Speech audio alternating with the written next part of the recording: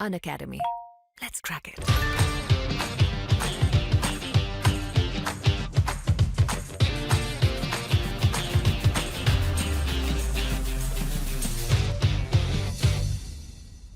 चलिए आज की क्लास में हम पढ़ने वाले हैं कटौती प्रस्ताव, यानी कि हमारा जो है बजट से संबंधित, बजट एवं राजकोषीय नीति से संबंधित यहाँ पे क्लास चल रही है, लेक्चर चल रहे हैं, जिसमें हमने इसके पहले जो है बहुत सारी चीज़ें जाने थे बजट से संबंधित, जिसके बारे में आप जो है पीछे की जो क्लास है उसको अगर देख लेंगे सारी चीज़ें क्लियर हो जाएगी। तो अभी हम देखने वाले हैं कटौती प्रस्ताव, यानी कि इसको बोला जाता है कट मोशन, कट मोशन इसको बोला जाता है। तो यहाँ देखिए सामान्य रूप से अगर बात करें तो ये अलग अलग प्रकार से बांटे गए हैं कटौती प्रस्ताव। तो विपक्षी दल का मतलब क्या होता है, जैसे सत्ताधारी दल होता है और एक होता है विपक्षी दल। तो यहाँ पे सत्ताधारी दल के जो अपोजिट में होते हैं, यानी विपक्षी दल होता है, उसके अनुदान जो संबंधी मांग है उसके प्रति असहमति व्यक्त करना। मतलब सत्ताधारी दल की जो मांगे है वो तो सही है, कोई दिक्कत नहीं, उसकी चलेगी, परंतु विपक्षी दल की कुछ मांगे होती हैं अनुदान से संबंधित, उसको यहाँ पे कैंसिल करना, मतलब क्या कहलाता है, कटौती प्रस्ताव यहाँ देख सकते हैं। तो सरकार की मांगों के प्रति असहमति व्यक्त करने की एक विधि होती है जिसको कटौती प्रस्ताव में प्रस्तुत करना पड़ता है। और कटौती प्रस्ताव सामान्यतः पारित नहीं हो पाते क्योंकि लोकसभा में सरकार का बहुमत होता है, यानी कि सत्ताधारी जो होती है, सत्ताधारी दल, उसका बहुमत होता है। कटौती प्रस्ताव का वास्तविक महत्व क्या होता है कि इसके माध्यम से कुछ विशेष अनुदान मांगों पर विस्तृत रूप से चर्चा की जाती है। और ये मुख्य रूप से 3 प्रकार के होते हैं: नीतिगत कटौती प्रस्ताव, आर्थिक कटौती प्रस्ताव, सांकेतिक कटौती प्रस्ताव। 3 चीज़ें हमको देखने मिलती हैं, तो तीनों को हम देख लेते हैं थोड़ा थोड़ा। जैसे नीतिगत प्रस्ताव की बात करें, नीतिगत कटौती प्रस्ताव की बात करें तो इस प्रस्ताव का उद्देश्य क्या होता है, जो सरकार की नीतियाँ होती है उसमें क्या करना, असहमति व्यक्त करना। इसमें कहा जाता है कि अनुदान की इस मांग को लगभग समाप्त करके मात्र 1 रुपया कर दिया जाए, ठीक है, 1 रुपया कर दिया जाए। तो ये होता है नीतिगत कटौती प्रस्ताव। दूसरा होता है आर्थिक कटौती प्रस्ताव। मतलब क्या होता है, इसमें नीतियों के प्रति नहीं बल्कि मांगी गई संपूर्ण राशि के प्रति, यहाँ पे नीतियों के प्रति असहमति व्यक्त की जाती है और यहाँ पे राशि के प्रति असहमति व्यक्त की जाती है। और इसमें राशि को एक प्रभावी सीमा तक कम करने का प्रस्ताव होता है। कभी कभी यह किसी मांग को पूर्णतः समाप्त करने के लिए भी होता है। तो जो पैसों की मांग है उसको पूर्णतः असहमति व्यक्त करने के लिए यहाँ पे आर्थिक कटौती होती है। नीतियों के लिए यहाँ पे असहमति व्यक्त करने के लिए नीतिगत कटौती प्रस्ताव होता है। तीसरा होता है सांकेतिक कटौती प्रस्ताव। सांकेतिक यहाँ पे अगर देखें तो इसका उद्देश्य क्या होता है, इसका उद्देश्य केवल अपनी असहमति का प्रदर्शन करना होता है, मतलब संकेत के रूप में सिर्फ प्रदर्शन करना होता है, ठीक है, यहाँ पे बात की जा रही है। तो देखिए केवल अपनी असहमति का प्रदर्शन करना होता है और इसमें जो होता है प्रस्ताव किया जाता है कि सरकार द्वारा पेश की गई मांग में 100 रुपये की कमी कर दी जाए। तो ये चीज़ें होती है 3। तो 3 चीज़ें हमने देखें कटौती प्रस्ताव के अंतर्गत। अनअकैडमी आपके लिए लेकर आया है बहुत ही आकर्षक और फ्री प्लान जो कि एमपीपीएससी और व्यापम के एग्जाम से संबंधित है। यदि आप फ्री प्लान लेना चाहते हैं तो आपको यहाँ पे मिलेगा 500 से ज्यादा free live classes every week और डाउट क्लियरिंग सेशन भी आपको दिया जा रहा है। वीकली फ्री मॉक टेस्ट यहाँ पे चल रहा है, फ्री लाइव क्विज यहाँ पे चलती है, 20 से ज्यादा क्वेश्चन यहाँ पे हर सब्जेक्ट को मिलाकर होता है। Daily T20 free live quiz यहाँ पे चलती है, 20 क्वेश्चन होते हैं, 20 मिनट में आपको इसका आंसर देने होते हैं और 8 PM पे ये सीरीज चलती है और 8:30 बजे इसका एनालिसिस कराया जाता है टॉप एजुकेटर्स के द्वारा। इसका फायदा लेने के लिए आपको क्या करना है, इसका फायदा लेने आपको डाउनलोड करना है सिंपली अनअकैडमी लर्निंग ऐप। यहाँ पे एमपीपीएससी से संबंधित कोर्स यूज कीजिए, एमपीपीएससी आप आपका गोल सेलेक्ट कीजिए और यहाँ पे सरकार 10 आपको प्रोमो कोड यूज करना है इस प्लान को अनलॉक करने के लिए। याद रहे सरकार 10 प्रोमो कोड यूज करने के बाद ही आप फ्री प्लान को अनलॉक कर सकते हैं। और यदि आप प्लस बैचेस के साथ जाना चाहते हैं अपनी ऑलराउंड प्रिपरेशन के लिए तो यहाँ पे विभिन्न प्रकार के बैचेस चल रहे हैं। प्रीलिम्स के यहाँ पे अल्टीमेट 60 डेज का क्रैश कोर्स यहाँ पे चल रहा है, संपूर्ण ज्ञान, जो कि यदि आप रिवीजन कर रहे हैं तो इसके लिए आपके लिए आवश्यक है। और यदि आप संकल्प एमपीपीएससी 2020 में जुड़ रहे हैं तो इसके लिए आपको डाउट क्लियरिंग सेशन यहाँ पे एक्स्ट्रा मिलेंगे और वीकली 12 सेशन यहाँ पे सब्जेक्ट वाइज लग रहे हैं यदि आप ऑलरेडी रिवीजन कर रहे हैं तो। मेगा बैच स्टार्टिंग सून है यहाँ पे और एमपीपीएससी की तैयारी आप शुरू से करना चाहते हैं तो 10 महीने का फाउंडेशन बैच यहाँ पे शुरू हो रहा है। यहाँ पे टेस्ट सीरीज वगैरह भी चलेगी। स्वप्न पूर्ति बैच उन लोगों के लिए है जो यहाँ पे 2019 का प्रीलिम्स क्वालिफाई किए हैं और अपने सपनों को साकार करके एमपीपीएससी की जो मुख्य परीक्षा है उसमें उत्तीर्ण होना चाहते हैं। इसमें साथ ही साथ आपको उत्तर लेखन का अभ्यास कराया जाएगा टॉप एजुकेटर्स के द्वारा। आप इन टॉप एजुकेटर्स द्वारा आप पढ़ सकते हैं, आप देख सकते हैं। और इस सब्सक्रिप्शन को प्राप्त करने के लिए आपको अनअकैडमी के लर्निंग ऐप में जाकर एमपीपीएससी और अपने संबंधित गोल में प्लस कोर्स में जाना है और यहाँ पे गेट सब्सक्रिप्शन ऑप्शन में क्लिक करके आपको इस प्रकार की विंडो यहाँ पे दिखेगी और आप यहाँ पे अपने अनुसार यहाँ पे जो प्लान है वो ले सकते हैं। और याद रहे सरकार 10 प्रोमो कोड यूज करने के पर आपको 10% का डिस्काउंट मिल जाएगा। और देर किस बात की, download Unacademy app now to let's crack MP and Vyapam exams. अब बात करते हैं यहाँ पे नेक्स्ट जो है हमारा यहाँ पे बजट के आंकड़े। बजट के आंकड़े यानी कि डेटा इन द बजट इसको बोला जाता है। तो यहाँ पे हमको कुछ अन्य चीज़ें देखने मिलेगी, यानी जो केंद्रीय बजट होता है, ठीक है, केंद्रीय बजट में अर्थव्यवस्था के प्रत्येक क्षेत्र अथवा जो उससे संबंधित जो अन्य जो क्षेत्र है सब एरियाज यानी कि उप क्षेत्र की बात करें तो उसके लिए जो आंकड़े होते हैं उनको अलग अलग भागों में यहाँ पे बांटा गया है। तो देखिए यहाँ पे अलग अलग भाग क्या हो सकते हैं। पहला तो होता है पिछले वर्ष के वास्तविक आंकड़े यहाँ देखने को मिलते हैं बजट के संबंध में, और दूसरा होता है चालू वित्तीय वर्ष के अंतिम आंकड़े। चालू वित्तीय वर्ष के अंतिम आंकड़े यहाँ पे देखने को मिलते हैं। उसके बाद नेक्स्ट जो होता है अगले वित्तीय वर्ष के जो बजट का आंकलन है वो देखने को मिलता है। तो देखिए पिछले वर्ष के जो वास्तविक आंकड़े हैं उसको बोला जाता है एक्चुअल डेटा, ठीक है, एक्चुअल डेटा इसको बोला जाता है। उसके बाद चालू वित्तीय वर्ष के अंतिम आंकड़े यानी कि इसको बोला जाता है प्रोविजनल एस्टिमेट्स बोला जाता है। और अगले अगले वित्तीय वर्ष के जो बजट का आंकलन है उसको बोला जाता है बजटरी एस्टिमेट, ठीक है। तो ये चीज़ें हमको देखने मिलती है, तीन चीज़ें, यानी कि केंद्रीय बजट में तीन चीज़ों को शामिल किया जाता है। उसके बाद सरकार के वार्षिक वित्तीय विवरण में कुछ अन्य आंकड़े भी हमको देखने को मिलते हैं, जिसके अंतर्गत बात करें तो हमको संशोधित अनुमान देखने को मिलता है, त्वरित अनुमान देखने को मिलता है, अग्रिम अनुमान देखने को मिलता है। तो ये इनके बारे में थोड़ी सी देख लेते हैं। यानी संशोधित अनुमान का मतलब क्या होता है, रिवाइज्ड एस्टिमेट होता है। क्विक यहाँ पे त्वरित अनुमान मतलब क्विक एस्टिमेट्स होता है, और अग्रिम अनुमान मतलब होता है एडवांस एस्टिमेट। तो यहाँ देखिए पहला जो होता है संशोधित आकलन जो होता है मूलतः बजट के आकलन, ठीक है, अथवा अस्थायी आंकड़े का वर्तमान जो आकलन है उसको देखा जाता है यहाँ पर संशोधित अनुमान में, और यह वर्तमान की स्थिति को दर्शाता है, और ये अंतरिम आंकड़े भी होते हैं। दूसरा होता है त्वरित अनुमान। त्वरित अनुमान का मतलब क्या होता है, त्वरित अनुमान एक प्रकार का संशोधित आकलन है जो अधिक जो होता है नवीनतम स्थिति को दर्शाता है, ठीक है, तथा कुछ क्षेत्र जो होते हैं कुछ क्षेत्रों के लिए भविष्य के अनुमानों को प्रदर्शित करने में भी काफ़ी उपयोगी होता है, और ये भी अंतरिम आंकड़े होते हैं। नेक्स्ट जो होता है अग्रिम अनुमान। अग्रिम अनुमान मतलब जो एडवांस एस्टिमेट होता है, ठीक है। तो यहाँ पे देख सकते हैं, देखिए अग्रिम अनुमान जो होता है अग्रिम आकलन एक तरह का तात्कालिक आकलन होता है जो अंतरिम चरण यानी कि जब आंकड़े को एकत्रित किया जाता है उसको बोला जाता है अंतरिम चरण, इससे पहले ही किया जाता है, और ये अंतरिम आंकड़े होते हैं, ठीक है। तो ये तीन चीज़ें हमको देखने मिली, तीन यहाँ पे देख लिए, तीन यहाँ, तो ये बजट के आंकड़े कहलाते हैं जिसके अंतर्गत जो है मतलब जिसको सभी को बजट में शामिल किया जाता है। अब नेक्स्ट हम देखते हैं, नेक्स्ट टॉपिक हमारे सामने है बजट। भारतीय बजट का दस्तावेजी स्वरूप क्या होता है। तो देखिए दस्तावेजी स्वरूप मतलब कंप्लीट रूप से जो बजट होता है उसमें क्या क्या चीज़ें इसमें शामिल की जाती है, वो सारी चीज़ यहाँ मिलाकर बजट का दस्तावेज बनता है। तो बजट के दस्तावेज में क्या क्या चीज़ होती है वो हम यहाँ पे देखने वाले हैं।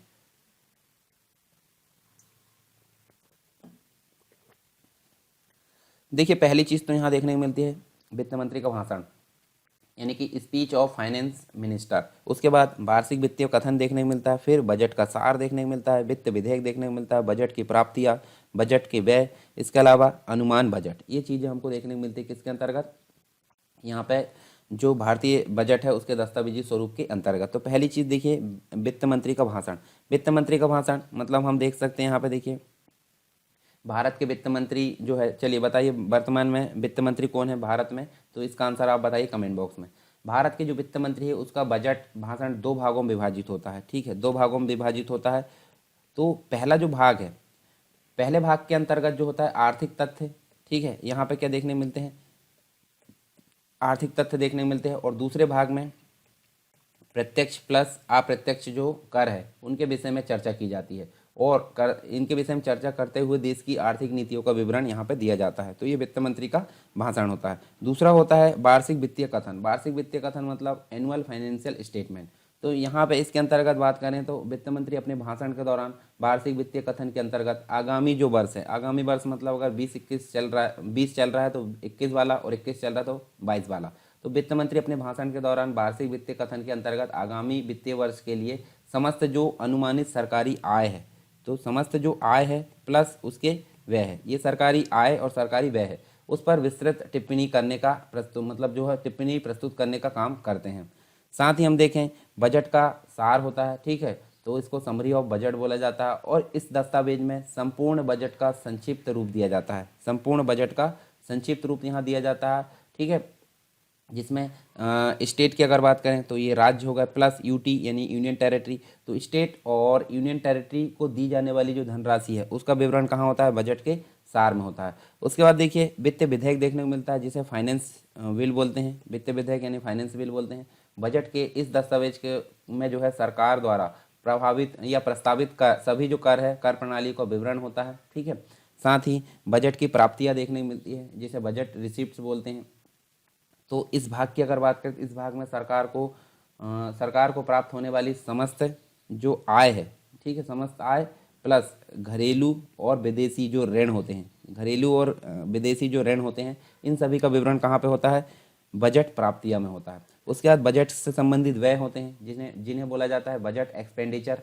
तो यहाँ पे बजट जो व्यय होते हैं उसके दस्तावेज में सरकार द्वारा व्यय की जाने वाली धनराशि, विभिन्न मंत्रालय एवं विभागों की योजनागत और गैर योजनागत मदों के अंतर्गत किए जाने वाले व्यय है उनका विवरण होता है, यानी कि व्यय से संबंधित पूरा लेखा जोखा बजट के व्यय में होता है।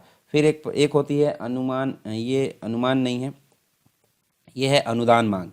ठीक है, ये अनुदान मांग है। तो अनुदान मांग में क्या होता है? अनुदान की मांग में सरकार की मांगों का सारांश यहाँ पे देखने को मिलता है। तो ये अनुदान मांग दस्तावेज में देखने को मिलता है। ठीक है, अनुदान मांगों पर विचार विमर्श करने के लिए क्या होता है? यहाँ पे 26 दिनों की इसकी अवधि होती है। तो ये चीज़ हमको देखने को मिलती है और ये कंप्लीट रूप से देखने को मिलता है भारतीय बजट का दस्तावेजी स्वरूप। ठीक है, तो ये कंप्लीट हमने देखे यहाँ पे। इसके बाद हमको 3 फैक्ट देखने को मिलते हैं। 3 फैक्ट यहाँ पे देखिए, एक तो होता है लेखानुदान, एक होता है प्रत्ययानुदान और एक होता है अपवादान अनुदान। ठीक है, अनुदान। तो यहाँ पे होता क्या है? तो पहला तो होता है लेखानुदान। लेखानुदान का मतलब क्या होता है? लेखानुदान, यहाँ सबसे पहले तो बात करते हैं आर्टिकल नंबर 116 की। मतलब जो संविधान है, संविधान में आर्टिकल नंबर 116, इसके अंतर्गत हमको ये 3 चीज़ें देखने को मिलती है। ठीक है, कौन कौन सी? लेखानुदान, प्रत्ययानुदान, अपवाद अनुदान। तो पहला होता है लेखानुदान, यानी कि इसको बोला जाता है बोट ऑन अकाउंट। ठीक है, बोट ऑन अकाउंट इसको बोला जाता है और यह एक अग्रिम व्यवस्था है। अग्रिम व्यवस्था मतलब पहले से। ठीक है, संचित निधि से धन निकालने के लिए विनियोग विधेयक यहाँ पे पारित होना आवश्यक होता है। विनियोग विधेयक का मतलब आर्टिकल नंबर 114 जो होता है संविधान में, विनियोग विधेयक यहाँ पे पारित होना आवश्यक होता है। परंतु यदि किसी कारणवश, मतलब किसी कारणवश किसी वित्तीय वर्ष के कुछ भाग के लिए अनुमानित जो व्यय है उसके हेतु विनियोग विधेयक पारित करना संभव ना हो, तो लोकसभा ऐसे वित्तीय वर्ष के किसी भाग के लिए क्या करता है? भारत की संचित निधि से क्या करते हैं? अग्रिम अनुदान यहाँ पे, मतलब जो संचित निधि है उससे अग्रिम अनुदान दे सकती है। तो ये होता है यहाँ पे लेखानुदान। मतलब अगर बात करें लेखानुदान की, तो संघ सरकार को एक निश्चित अवधि के लिए भारत की संचित निधि से धन निकालने की अनुमति प्रदान की जाती है। तो इसे ही अग्रिम अनुदान कहा जाता है। ठीक है, अग्रिम अनुदान कहा जाता है। मतलब संचित निधि से किसी, मतलब जो भारत की संचित निधि से धन निकालने की जो अनुमति है संघ सरकार या केंद्र सरकार को, तो इसी को क्या बोला जाता है? अग्रिम अनुदान यहाँ पे बोला जाता है। दूसरा होता है प्रत्ययानुदान। ठीक है, तो इसको बोला जाता है boat on credit. Boat on credit इसको बोला जाता है प्रत्ययानुदान को। और जब किसी सेवा के अति विशाल होने या फिर उसके अनिश्चित स्वरूप के कारण उसकी जो मांग है उसके विवरण को वार्षिक बजट के साथ देना संभव नहीं हो सकता, तो ऐसी जो मांग है उसको क्या करते हैं? लोकसभा में संचित निधि, लोकसभा जो है संचित निधि से धन प्रदान कर सकती है।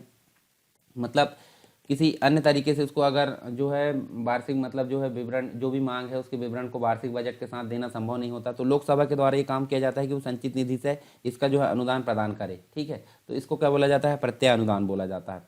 फिर होता है अपवाद अनुदान। मतलब यहाँ पे एक्सेप्शनल ग्रांट्स इसको बोला जाता है। तो एक्सेप्शनल मतलब अपवाद। ठीक है, अपवाद अनुदान यहाँ पे होता है। तो यहाँ देखिए, लोकसभा जो होता है किसी विशिष्ट प्रत्योजन या किसी विशिष्ट कार्य के लिए, किसी विशिष्ट उद्देश्य के लिए कोई ऐसा अनुदान पारित कर सकती है जो किसी वित्तीय वर्ष की चालू सेवा का भाग नहीं है, अर्थात जो बजट में शामिल नहीं है। इसे अपवाद अनुदान यहाँ पे कहा जाता है। ठीक है, जो बजट में शामिल नहीं है, मतलब अपवाद अनुदान इसके अंतर्गत शामिल होता है। तो ये 3 चीज़ें हम यहाँ पे देख रहे हैं, लेखानुदान, प्रत्ययानुदान, अपवाद अनुदान। ठीक है, इसके बाद हम देखेंगे बजट के अवयव। तो बजट के अवयव की अगर बात करें तो यहाँ पे बहुत सारी चीज़ें हमको देखने मिलती है बजट के अवयव के अंतर्गत। जैसे इसे कंपोनेंट्स ऑफ बजट बोला जाता है। तो यहाँ देखिए हमको 2 चीज़ें देखने को मिलती है बजट के अवयव के अंतर्गत। एक तो सार्वजनिक आय देखने को मिलती है जिसे पब्लिक इनकम बोला जाता है, और दूसरा होता है सार्वजनिक व्यय देखने को मिलता है जिसे पब्लिक एक्सपेंडिचर बोला जाता है। ठीक है, तो दोनों चीज़ों के बारे में हम विस्तार से जानेंगे। पहले हम थोड़ा सा जो है इसके बारे में बेसिक चीज़ें जान लेते हैं। ठीक है, तो यहाँ देखिए एक होता है मतलब जो सार्वजनिक आय है उसके अंतर्गत हम देखें तो एक होती है राजस्व की प्राप्तियाँ। ठीक है, एक होती है पूंजीगत प्राप्तियाँ। अब राजस्व प्राप्तियों के अंतर्गत क्या क्या चीज़ें शामिल की जाती है? एक तो कर, जो आय है, कर आय, यानी कि हम बोल सकते हैं प्रत्यक्ष और अप्रत्यक्ष दोनों करों से जो प्राप्त होती है वो उसको कर आय बोलते हैं। दूसरी चीज़ होती है लाभ एवं लाभांश से संबंधित आय। उसके बाद मतलब प्राप्तियाँ, ब्याज से संबंधित जो प्राप्तियाँ होती है, करेक्टर या गैर कर से संबंधित जो प्राप्तियाँ होती है, ये चीज़ें हमको देखने को मिलती है। तो इनको विस्तार से हम जानेंगे आगे। फिर उसके बाद देखिए पूंजीगत प्राप्तियों की अगर बात करें तो पूंजीगत प्राप्तियों के अंतर्गत हमको देखने को मिलता है निवल घरेलू ऋण यहाँ देखने को मिलता है। उसके बाद निवल विदेशी ऋण देखने को मिलता है। निवल का मतलब शुद्ध होता है, ठीक है। शुद्ध घरेलू ऋण देखने को मिलता है, शुद्ध विदेशी ऋण, फिर ऋण की वापसी देखने को मिलती है, लोक लेखा प्राप्तियाँ देखने को मिलती है। तो ये कंप्लीट रूप से राजस्व प्राप्तियाँ और पूंजीगत प्राप्तियाँ दोनों मिलकर क्या बनाती है, सार्वजनिक आय यहाँ पे बनाती है, जो बजट है उसके अवयव के रूप में। अब उसके बाद देखिए हमको देखने को मिलता है क्या, सार्वजनिक व्यय। सार्वजनिक व्यय के अंतर्गत भी यहाँ पे दो चीज़ें शामिल की जाती है। कौन कौन सी, एक तो राजस्व व्यय शामिल किया जाता है, दूसरा होता है पूंजीगत व्यय। अब यहाँ बात करें राजस्व व्यय की, तो राजस्व व्यय के अंतर्गत क्या क्या चीज़ें शामिल की जाती है। राजस्व व्यय के अंतर्गत हमको देखने को मिलता है गैर विकासात्मक जो राजस्व व्यय है वो देखने को मिलता है। दूसरा यहाँ देखें तो हमको एक चीज़ और देखने को मिलती है, विकासात्मक राजस्व व्यय। अब यहाँ गैर विकासात्मक राजस्व व्यय के अंतर्गत सरकारी सेवाओं पर होने वाला जो व्यय है, सरकार की जो सब्सिडी है, सरकारी सब्सिडी, ब्याज का भुगतान, सरकारी अनुदान, ये सभी चीज़ें देखने को मिलती है किसके अंतर्गत, गैर विकासात्मक राजस्व व्यय के अंतर्गत। उसके बाद देखिए विकासात्मक राजस्व व्यय की अगर बात करें तो सामाजिक एवं सामुदायिक जो सेवा है उस पर किया जाने वाला व्यय। उसके बाद सामान्य आर्थिक सेवाओं पर किया जाने वाला व्यय, जिसके अंतर्गत विदेशी वो जो पूंजीगत व्यय होते हैं, मतलब जो ऐसे कुछ स्थापना कर दी गई है सार्वजनिक सेक्टर के कुछ चीज़ों की और बाद में जो है वो लाभ प्रदान कर रहे हैं गवर्नमेंट को, तो पूंजीगत व्यय इसके अंतर्गत शामिल की जाती है। तो ये कंप्लीट रूप से हमने देखे यहाँ पे बजट के अवयव यानी कि एलिमेंट्स ऑफ बजट, एलिमेंट्स या हम कब बोल सकते हैं कंपोनेंट्स ऑफ बजट इनको बोला जाता है, जिसके अंतर्गत हमने बहुत सारी चीज़ें यहाँ देखें। अब यहाँ हम जो है विस्तार से इसके बाद हम देखेंगे जो बाकी की चीज़ है वो यहाँ पे देखेंगे। तो थोड़े सा और देख लेते हैं, जैसे दो चीज़ और यहाँ देखिए, पूंजी मतलब यहाँ पे हमको राजस्व की प्राप्तियाँ देखने को मिलती है और एक होती है पूंजीगत प्राप्तियाँ। तो देखिए ये जो होती है जिसे रेवेन्यू रिसिप्ट बोला जाता है और यहाँ पे कैपिटल रिसिप्ट बोला जाता है। तो ये जो होती है प्राप्तियाँ सरकार की देयता की जो स्थिति उसको प्रभावित नहीं करती, परंतु ये जो सरकार की देयता है उसकी स्थिति को प्रभावित करती है। इससे परिसंपत्तियाँ कम हो जाती है अथवा देनदारियाँ जो होती है वो बढ़ते जाती है। फिर यहाँ राजस्व प्राप्तियाँ में राजस्व प्राप्तियाँ भावी यानी भविष्य की जो पीढ़ी है उसके लिए कोई कर का भार उत्पन्न नहीं करती, परंतु ये जो होती है भविष्य की जो पीढ़ी है उसके लिए दायित्व उत्पन्न करती है, यानी कि भार उत्पन्न करती है। उधार लिया गया ऋण अपनी अदायगी के लिए भविष्य की जो पीढ़ी है उसके लिए दायित्व होता है। फिर यहाँ देखिए जो राजस्व प्राप्ति है उसका उच्च स्तर, जैसे कर की प्राप्तियाँ अर्थव्यवस्था इसकी बेहतर वित्तीय स्थिति को जो है प्रकट करता है। साथ में इसमें अगर देखें तीसरे में पूंजीगत प्राप्तियों का उच्च स्तर यानी कि उधार है तथा विनिवेश है, अर्थव्यवस्था की कमजोर वित्तीय स्थिति है उसको प्रकट करता है। ये दोनों चीज़ हमारे जो है कुछ कॉन्सेप्ट थे ये यहाँ पे देखने को मिला। इसके बाद हम जो नेक्स्ट टॉपिक है वो राजस्व प्राप्तियाँ विस्तार से यहाँ जानेंगे। तो आई होप अभी का जो जितनी भी चीज़ें हमने पढ़े वो समझ में आ गई होगी आपको। और फिर भी अगर कोई दिक्कत है तो आप टेलीग्राम में यहाँ जो है चर्चा परिचर्चा में पूछ सकते हैं या फिर कमेंट बॉक्स में मुझसे पूछ सकते हैं, तो मैं उसका डाउट जरूर क्लियर करूँगा। तो चलिए मिलते हैं नेक्स्ट टॉपिक के साथ में नेक्स्ट क्लास में, तब तक के लिए जय हिंद। अनअकैडमी आपके लेकर आया है बहुत ही आकर्षक फ्री प्लान जो कि एमपीपीएससी और व्यापम के एग्जाम से संबंधित है। यदि आप फ्री प्लान लेना चाहते हैं तो आपको यहाँ पे मिलेगा 500 से ज्यादा free live classes every week और डाउट क्लियरिंग सेशन भी आपको दिया जा रहा है। वीकली फ्री मॉक टेस्ट यहाँ पे चल रहे हैं, फ्री लाइव क्विज यहाँ पे चलती है, 20 से ज्यादा क्वेश्चन यहाँ पे हर सब्जेक्ट को मिलाकर होते हैं। Daily T20 free live quiz यहाँ पे चलती है, 20 क्वेश्चन होते हैं, 20 मिनट में आपको इसका आंसर देने होते हैं और 8 PM पे ये सीरीज चलती है और 8:30 बजे इसका एनालिसिस कराया जाता है टॉप एजुकेटर्स के द्वारा। इसका फायदा लेने के लिए आपको क्या करना है, इसका फायदा लेने आपको डाउनलोड करना है सिंपली अनअकैडमी लर्निंग ऐप। यहाँ पे एमपीपीएससी से संबंधित कोर्स यूज कीजिए, एमपीपीएससी जो आपका गोल सेलेक्ट कीजिए और यहाँ पे सरकार 10 आपको प्रोमो कोड यूज करना है इस प्लान को अनलॉक करने के लिए। याद रहे सरकार 10 प्रोमो कोड यूज करने के बाद ही आप फ्री प्लान को अनलॉक कर सकते हैं। और यदि आप प्लस बैचेस के साथ जाना चाहते हैं अपनी ऑल राउंड प्रिपरेशन के लिए तो यहाँ पे विभिन्न प्रकार के बैचेस चल रहे हैं। प्रीलिम्स के यहाँ पे अल्टीमेट 60 डेज का क्रैश कोर्स यहाँ पे चल रहा है, संपूर्ण ज्ञान, जो कि यदि आप रिवीजन कर रहे हैं तो इसके लिए आपके लिए आवश्यक है। और यदि आप संकल्प एमपीपीएससी 2020 में जुड़ रहे हैं तो इसके लिए आपको डाउट क्लियरिंग सेशन यहाँ पे एक्स्ट्रा मिलेंगे और वीकली 12 सेशन यहाँ पे सब्जेक्ट वाइज लग रहे हैं यदि आप ऑलरेडी रिवीजन कर रहे हैं तो। मेगा बैच स्टार्टिंग सून है यहाँ पे और एमपीपीएससी की तैयारी आप शुरू से करना चाहते हैं तो 10 महीने का फाउंडेशन बैच यहाँ पे शुरू हो रहा है। यहाँ पे टेस्ट सीरीज वगैरह भी चलेगी। स्वप्न पूर्ति बैच उन लोगों के लिए है जो यहाँ पे 2019 का प्रीलिम्स क्वालिफाई किए हैं और अपने सपनों को साकार करके एमपीपीएससी की जो मुख्य परीक्षा है उसमें उत्तीर्ण होना चाहते हैं। इसमें साथ ही साथ आपको उत्तर लेखन का अभ्यास कराया जाएगा टॉप एजुकेटर्स के द्वारा। आप इन टॉप एजुकेटर्स द्वारा आप पढ़ सकते हैं, आप देख सकते हैं। और इस सब्सक्रिप्शन प्राप्त करने के लिए आपको अनअकैडमी के लर्निंग ऐप में जाकर एमपीपीएससी और संबंधित गोल में प्लस कोर्स में जाना है और यहाँ पे गेट सब्सक्रिप्शन ऑप्शन में क्लिक करके आपको इस प्रकार की विंडो यहाँ पे दिखेगी और आप यहाँ पे अपने अनुसार यहाँ पे जो प्लान है वो ले सकते हैं। और याद रहे सरकार 10 प्रोमो कोड यूज करने पर आपको 10% का डिस्काउंट मिल जाएगा। और देर किस बात की, download Unacademy app now to let's crack MP and Vyapam exams.